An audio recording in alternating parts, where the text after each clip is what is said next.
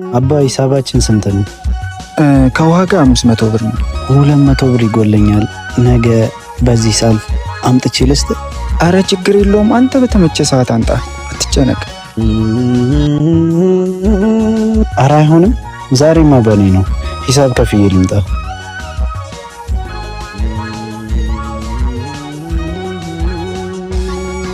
አባ ሂሳባችን ስንት ነው?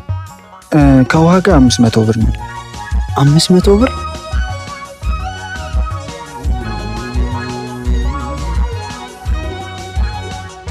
አባ 200 ብር ይጎለኛል።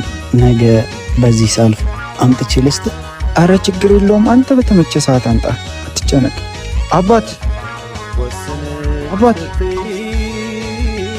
ለ200 ብር ብለህ ነው እዚህ ድረስ ተከትለኝ የመጣው? 200 ብር የለሽም? የደሃ ልጅ። አረ አይደለም ወንድሜ፣ ስልክህን እኮ ረስተክ ነው። ግን እኮ